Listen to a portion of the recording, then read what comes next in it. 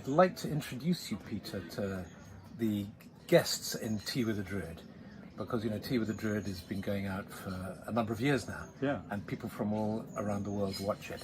And Peter has been responsible for all sorts of wonderful initiatives in the Dutch OBOD community, the Dutch Druid community.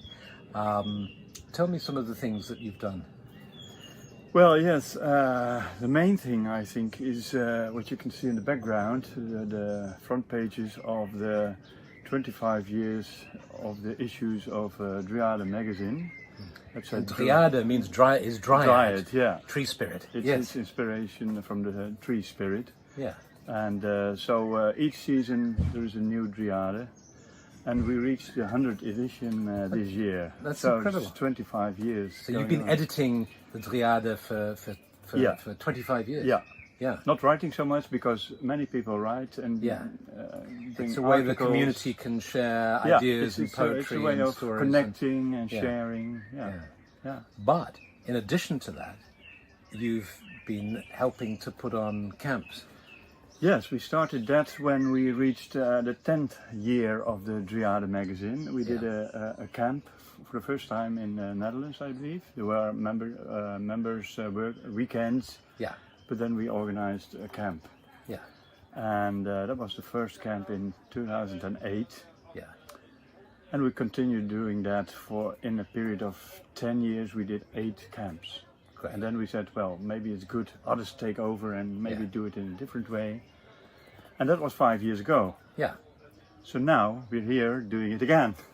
But that was a special reason because we thought, well, 100 Dryads, 25 years, it's a long time.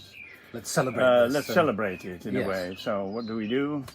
An evening to the pub, or do we do another camp? Another camp. And it's absolutely lovely being here. There are, about 100 people?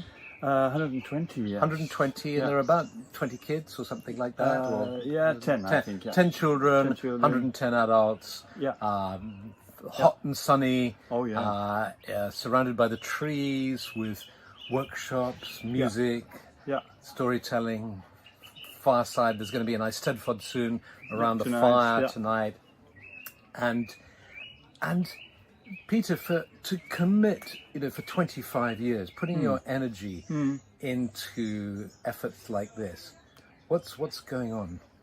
Yes, I feel the connection to the people, to OBOD. Yeah. And I like to do this for the community. Yes. So there have been times that I thought, well, maybe it's too much work and maybe someone else can take it over. But then it was still giving me inspiration and nice to see that others wanted to share articles, recipes, and also poems, stories. Yeah. And what's lovely, just in talking to people here at this camp, is how deeply appreciated this is. This is really appreciated by so many people. And, with every community, you bring people together, and somebody has to act as a catalyst, somebody has to help create the container, and then that gives permission or encourages other people to contribute what they want. And one of the principles we've always worked with is to say to people, do it if it brings you joy. There's no point in doing it out of a sense of duty, or if it makes you tired or irritable or exhausted. Do it if you love to do it. And then if at any time that changes, because sometimes after a number of years, some circumstances can change or your feelings can change, then hand it on or let go of it. There will be a time, of course, when I hand it over to the successor. But in a way, this little discussion is a tribute to you. I'm saying thank you publicly. Thank you. And and it's always been a pleasure to come over from England. I've come over with Pamela from New Zealand, who runs camps in New Zealand, and I've come over with people from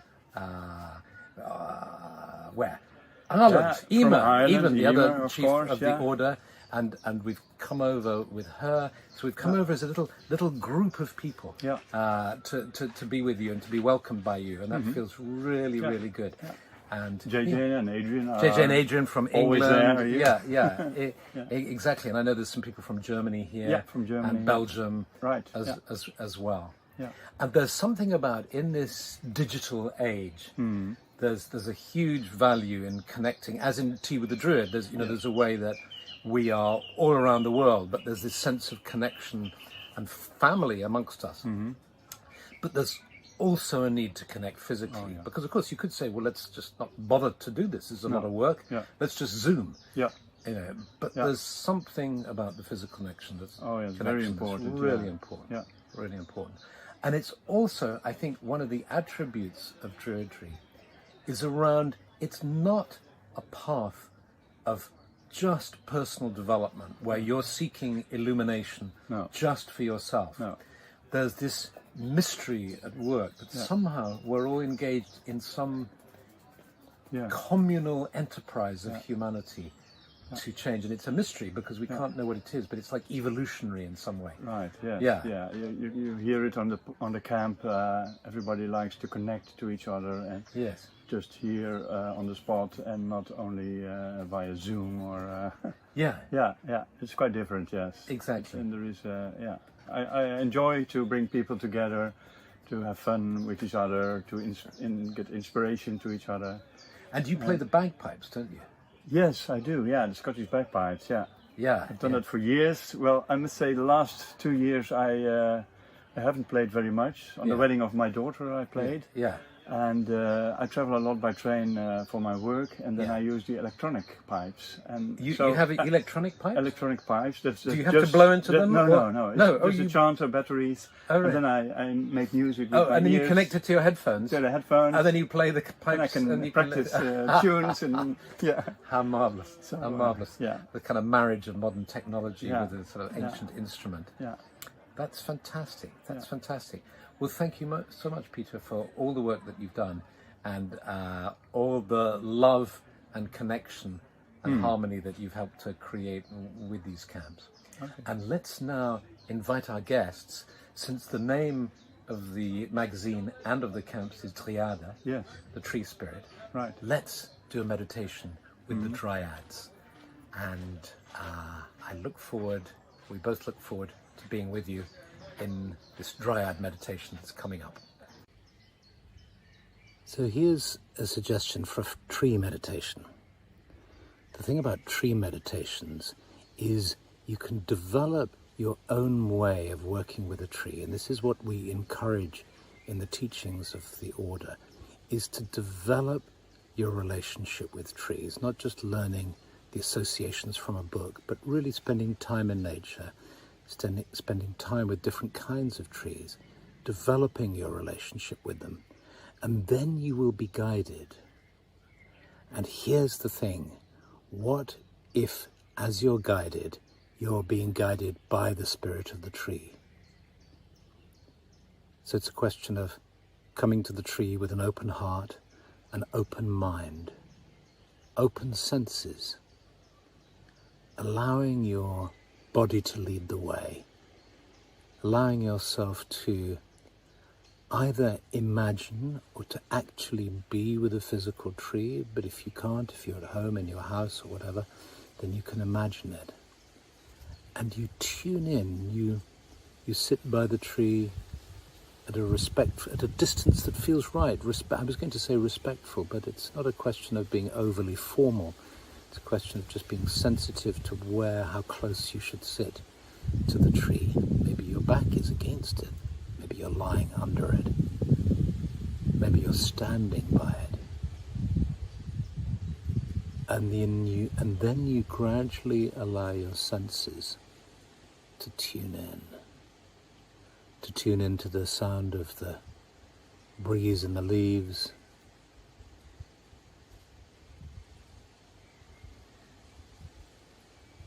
the sound of the birds that may be singing in the tree,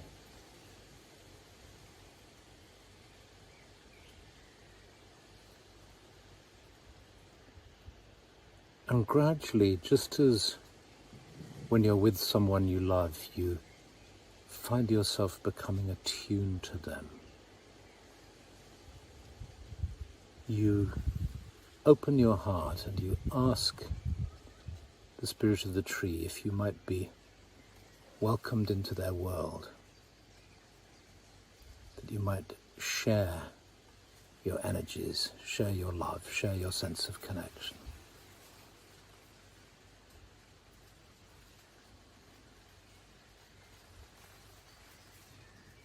And see if your awareness is drawn to the roots, to the trunk, to the branches. And see if the tree will invite you in, will invite you to become one with them.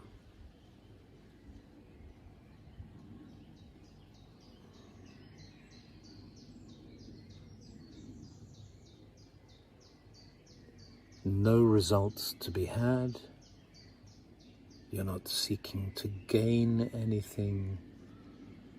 You're simply with an open heart and an open mind and open senses, enjoying being with the tree as close as possible.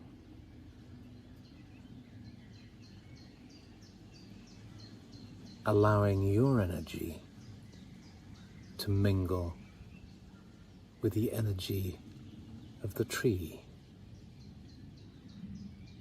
the spirit of the tree, the Dryad.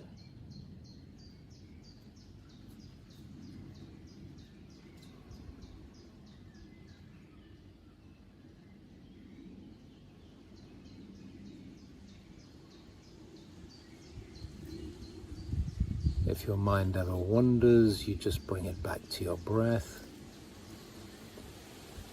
breathing with the tree, with the breeze flowing through the leaves.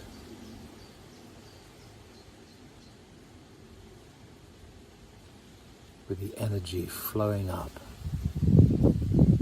from deep in the earth, up the trunk,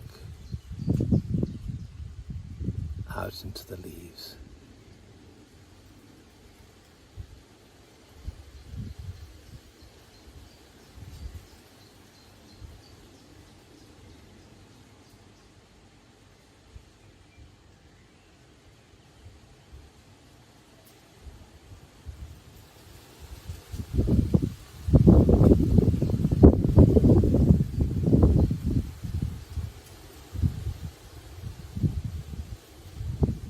Tuning into your senses, just noticing what sensations come to you in your body, in your heart.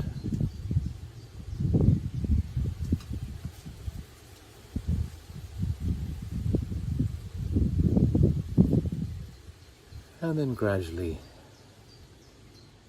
thanking the tree, becoming aware of yourself again, sitting by the tree, sensing the spirit of the tree, giving your thanks, sharing in that love. And gradually, when you feel ready, you open your eyes, coming back to a sense of being fully present to wherever you are, here and now.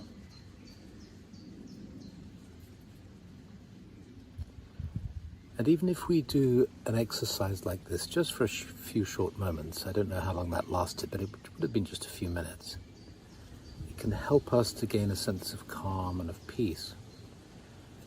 And it allows the Dryads, the tree spirits, to teach us about love and about life.